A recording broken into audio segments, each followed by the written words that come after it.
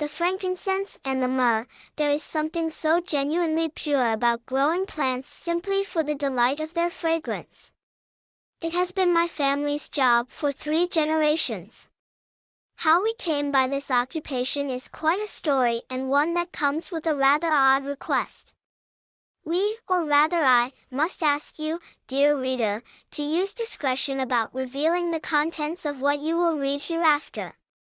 The story begins in 1946. My grandfather, Dr. Jameson Edward Charles Stewart, taught what is now called paleoethnobotany and ancient history as a visiting professor in several universities around the world. He received his credentials from Balliol College, Oxford. He spent 2 years traveling around the Middle East studying ancient and modern medicinal plants in detail. Grandfather Jamie was born in Pontefract, West Yorkshire, England. He learned all about the medicinal uses of the famous Pontefract licorice. This sparked his desire to learn about plants and herbs that have been used throughout history to treat ills. He thought he might like to be a chemist, creating medicines. However, he loved to travel. And he knew that if he became a chemist he'd be stuck in a stuffy laboratory. That would never do. Instead, he pursued ancient Near East history and botany in university. Eventually he became rather well known as a lecturer. He had a certain knack for helping people outside academic circles understand complex concepts in what he liked to call historical botany.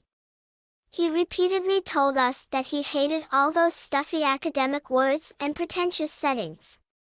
His goal was to help the general public to understand how history and botany worked together. Grandfather was in every way a gentleman. His behavior, demeanor, choice of clothing, even the way he spoke distinguished him from most men of his social standing. He was a humble man. People from all walks of life found him approachable. This skill set turned Dr. Jameson Edward Charles Stewart, ordinary lecturer and paleoethnobotanist, to an international man of mystery. He became involved in intrigue and subterfuge in 1948 in the wake of World War II before the Declaration of Independence by Israel. It was never his intention, however. He could hardly refuse a request for help. At the request of a fellow scientist, he had stopped at the University of Karaouyan in Fez, Morocco. This friend must remain nameless due to the sensitive nature of his work during the war. The British government had hired my grandfather as a consultant on the study of ancient grains that might be resistant to diseases and pests. During the Second World War, food was important to the morale of both the British people but also to the troops. If they could grow grains native to Britain that were also resistant to most pests and diseases, the food supply would be more secure. However, the opposite was also true. If the British could disrupt production of food or the supply lines of the enemy, it might bring the war to a screeching halt. It was during this time grandfather was introduced to a scientist working on fungi that might weaken grain. A man that escaped to Britain from Rommel in Africa. The 2 men became friends. It was this man who asked grandfather to come to Morocco. Though my grandfather was anxious to get home to my grandmother Anne, my uncle James, and my mother Veronica, he could hardly refuse a request from his friend. For the purposes of this story, we'll call the man Khalid. Khalid was a brilliant scientist. My grandfather was flattered to receive his invitation. Upon arriving at the home of his friend, he was surprised to find another man, a scientist named Benjamin Ested.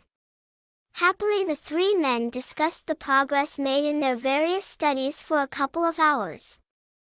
Then the subject turned to Benjamin's presence. Morocco, after the war, was full of people from countries all over Africa and the Middle East looking for a way to Europe where they might find work. Khalid explained that Dr. Ested was a pharmacologist. He used his training during the war to compound medicines from readily available plants. His talents were highly sought after by many unscrupulous people. He and his family were of Persian Jewish descent, therefore, they were not safe living in Iran. My grandfather was curious, of course. Khalid explained that he would need the help of a British citizen to safely accompany Dr. Estet out of the country. Proper papers had been secured for his friend to legally enter Britain. The British government had agreed to accept him, his wife, and son as refugees.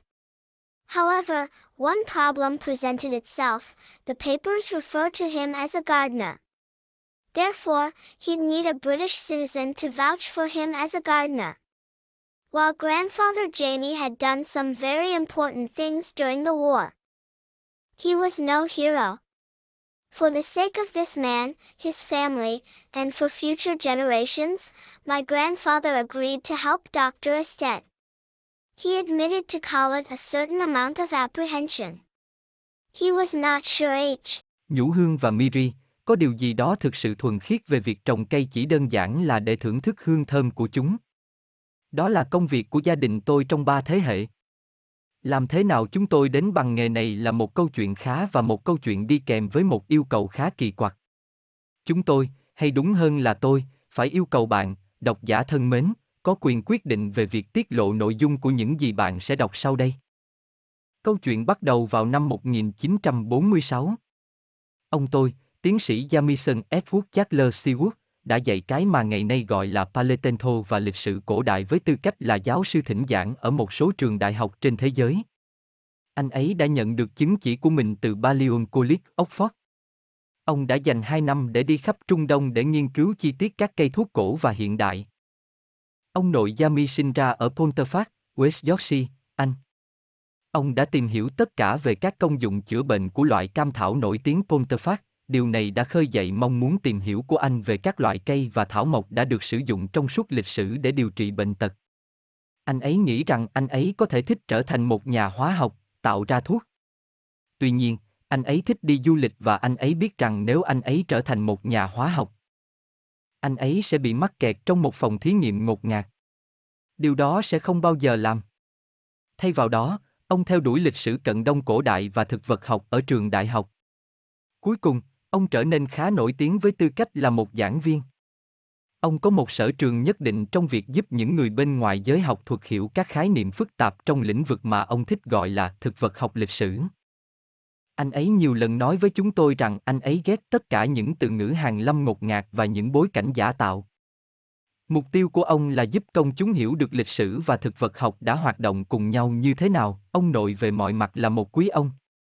Cách cư xử, phong thái, cách lựa chọn trang phục, thậm chí cả cách nói năng của anh ấy đã phân biệt anh ấy với hầu hết những người đàn ông có địa vị xã hội của anh ấy. Anh ấy là một người khiêm tốn.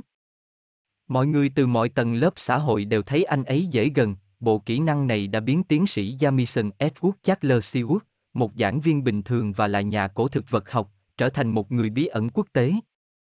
Ông tham gia vào các âm mưu và cuộc vượt ngục vào năm 1948 sau Thế chiến thứ hai trước khi Israel tuyên bố độc lập.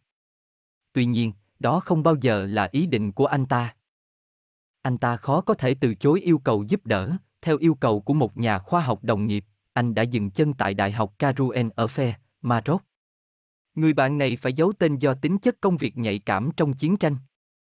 Chính phủ Anh đã thuê ông của tôi làm nhà tư vấn về việc nghiên cứu các loại ngũ cốc cổ có khả năng chống lại bệnh tật và sâu bệnh. Trong chiến tranh thế giới thứ hai, lương thực rất quan trọng đối với tinh thần của cả người dân Anh và quân đội. Nếu họ có thể trồng các loại ngũ cốc có nguồn gốc từ Anh, có khả năng chống lại hầu hết các loại sâu bệnh, nguồn cung cấp lương thực sẽ đảm bảo hơn. Tuy nhiên, điều ngược lại cũng đúng, nếu người Anh có thể làm gián đoạn việc sản xuất lương thực hoặc đường tiếp tế của kẻ thù, điều đó có thể khiến cuộc chiến phải dừng lại. Trong thời gian này, ông được giới thiệu với một nhà khoa học nghiên cứu về nấm có thể làm suy yếu ngũ cốc. Một người đàn ông trốn thoát đến Anh từ Rommel ở châu Phi. Hai người đã trở thành bạn của nhau.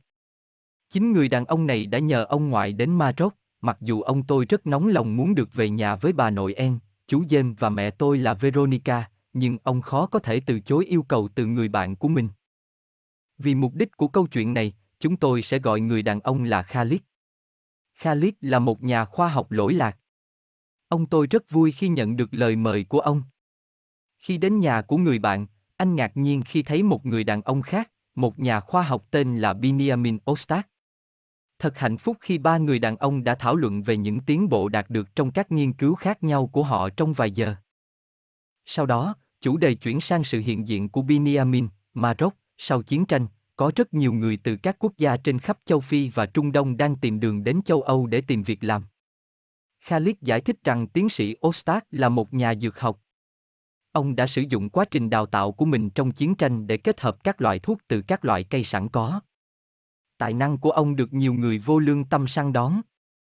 Do đó, ông và gia đình là người gốc Do Thái gốc Ba Tư, họ không an toàn khi sống ở Iran. Ông tôi tất nhiên là tò mò. Khalid giải thích rằng anh ta sẽ cần sự giúp đỡ của một công dân Anh để tháp tùng tiến sĩ Ostad ra khỏi đất nước một cách an toàn. Giấy tờ hợp lệ đã được bảo đảm để bạn của anh ấy nhập cảnh hợp pháp vào Anh. Chính phủ Anh đã đồng ý nhận anh ta, vợ và con trai của anh ta là người tị nạn. Tuy nhiên, có một vấn đề được đưa ra, các bài báo đề cập đến anh ta như một người làm vườn. Do đó, anh ta cần một công dân Anh để xác minh cho anh ta là một người làm vườn. Trong khi ông nội Yami đã làm một số việc rất quan trọng trong chiến tranh, ông không phải là anh hùng. Vì lợi ích của người đàn ông này, gia đình anh ta và cho các thế hệ tương lai, ông tôi đã đồng ý giúp đỡ tiến sĩ Ostad. Anh ta thừa nhận với Khalid một sự e ngại nhất định. Anh ấy không chắc hát.